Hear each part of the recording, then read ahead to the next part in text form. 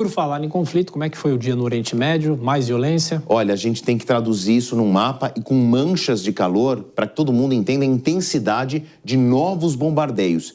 E um arco de tempo. Aqui eu fui atrás de dados que, claro, infelizmente, eu falei que nós estamos às portas de outubro.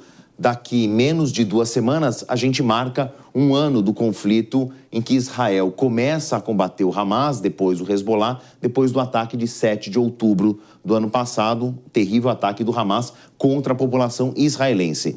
Claro que quando começou esse conflito, a gente ficou de olho na faixa de Gaza, mas Israel sabia que poderia acordar um gigante adormecido paralelo, que é o Hezbollah. Então tem aqui, desde o dia 7 de outubro do ano passado até hoje, quase um ano, quais foram os bombardeios ou os ataques em terra de Israel contra o Hezbollah, que obviamente estão marcados aqui nesse pontilhado vermelho. E a gente vê o tamanho da intensidade.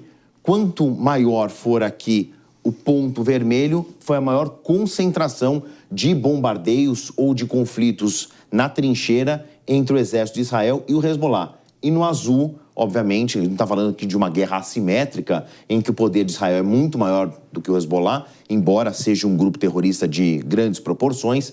Tem aqui os pontinhos azuis que marcam, então, a resposta do Hezbollah contra aqui Israel. O sul do Líbano, né? Exatamente. Concentração aqui muito grande. É a fronteira, Israel, a área de atuação principal do Hezbollah no sul do Líbano, o norte de Israel. E como disse o líder do Hezbollah recentemente, depois dessa série de ataques, dos pagers explodidos na semana passada, que quem vive aqui nas colinas de Golã, que existe enormes áreas de colonos judeus, não vão ter paz, já dando uma dica que uma próxima área de atuação de resposta do Hezbollah deve ser essa área. Claro que eu fiz aqui um traço numa linha de tempo. Vamos olhar hoje, isso aqui, ó, os últimos bombardeios num arco de tempo muito menor, 72 horas.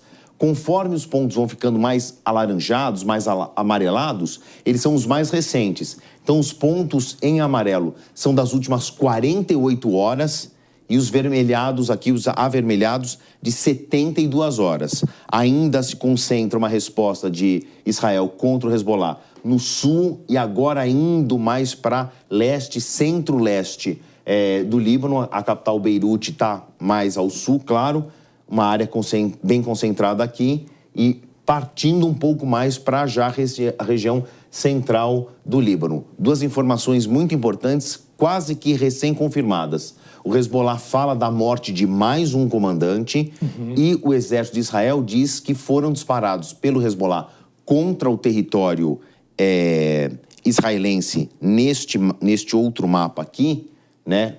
Nesse conjunto, claro, estou falando de um ano, mas mais recentemente, nesta terça-feira, 300 foguetes. Segundo o exército de Israel, 300 foguetes partiram do Hezbollah para Israel, a maioria interceptado pelo sistema de defesa chamado Domo de Ferro de Israel. Agora, a gente tem que olhar para a região sabendo que cada vez mais nós temos novos atores.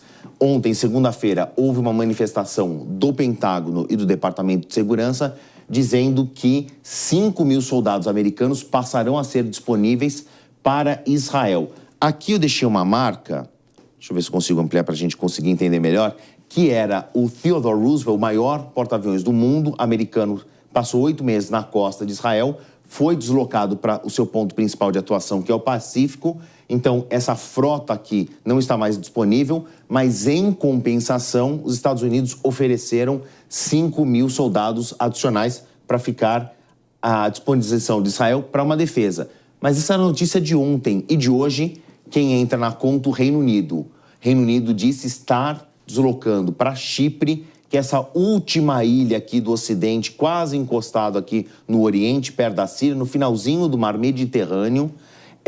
Existe uma base britânica em Chipre, que vai ser abastecido por soldados britânicos, também para ficar à disposição de Israel.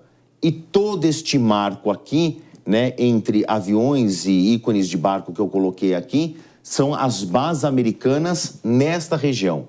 Então, o deslocamento de 5.000 homens para cá é muito fácil pelos Estados Unidos. Eu só tirei aqui antigas bases do Afeganistão, porque houve a retirada dos militares americanos dessa região. Mas a gente entende uma grande concentração de militares ocidentais que, de novo, juntando com o Reino Unido, ficarão disponíveis a Israel num eventual contra-ataque contra o Hezbollah. E rapidamente a dúvida é saber o que essa força vai fazer aqui. Eles não vão ficar parados na fronteira, né? Excelente pergunta. É o seguinte, Tiago, no boots on the ground. Estou repetindo aqui uma informação do Departamento de Defesa dos Estados Unidos. É uma expressão cunhada pelo exército americano que significa sem botas no chão. Todo mundo entendeu, né? Não haverá engajamento de soldados numa eventual invasão israelense ao Líbano contra o Hezbollah. Luta de trincheira de soldados americanos ou britânicos contra esse inimigo, porque dá margem de uma interpretação de um Estado soberano.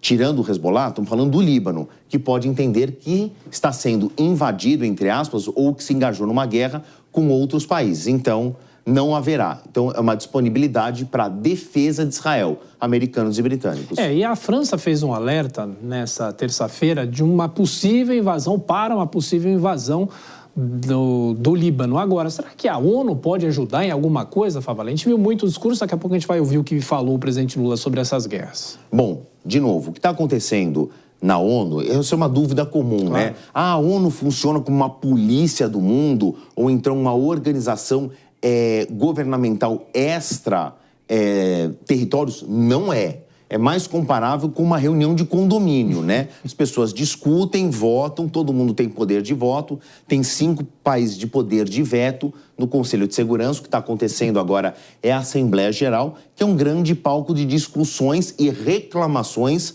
no nível diplomático. Não vai sair dali nenhuma resolução, nenhuma crítica. Mas se viesse a sair, é um documento com uma nota de desagravo, nós não concordamos. Os países podem dar de ombros e dizer: faço o que eu quiser, como já aconteceu em outras resoluções que foram absolutamente ignoradas, ou pela Rússia recentemente, ou pelos Estados Unidos lá atrás quando invadiram o Iraque e o Afeganistão, só para dar alguns exemplos. Então, as frases, as sentenças, os discursos feitos pelos países são: olha, estou deixando claro, público e notório, a minha posição, segue quem quer. Mas depois você vai ficar feio na fita e vai ficar ruim na foto. No final, é isso aí. Bom, você volta no programa da Jovem Pan. Bom trabalho para você. Obrigado, até mais tarde. Gente. Até já.